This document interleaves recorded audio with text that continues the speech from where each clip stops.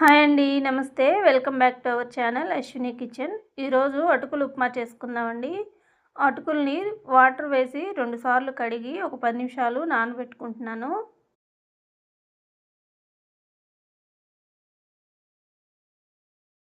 ఓ 10 నిమిషాల తర్వాత ఈ అటుకుల్లో వాటర్ లేకుండా పిండుకొని వేరొక గిన్నెలోకి తీసుకొని పెట్టుకోవాలి.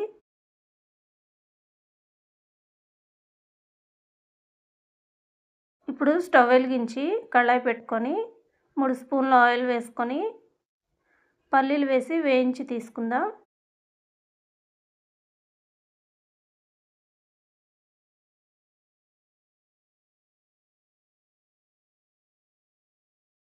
ఇప్పుడు పోపు పెట్టుకుందామండి. పోపు దినుసులు జీలకర్ర, పెద్దఉల్లిపాయ ముక్కలు, కరివేపాకు వేసి వేయించుకుందాం.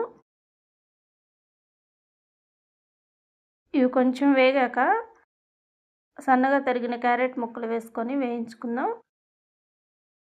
క్యారెట్ ముక్కలు కూడా వేగాక ఇందాక మనం వేయించుకున్నాం కదా పల్లీలు, అవి పచ్చిమిర్చి ముక్కలు వేసుకొని ఇంకొంచెం సేపు వేయించుకొని ఇందాక మనం తీసుకున్న అటుకులు వేసుకొని కలుపుకోవాలి.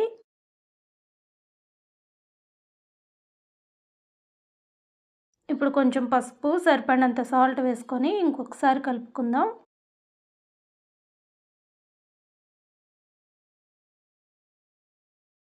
కొంచెం చల్లబడిన తర్వాత ఒక నిమ్మకాయ పిండుకుందాం.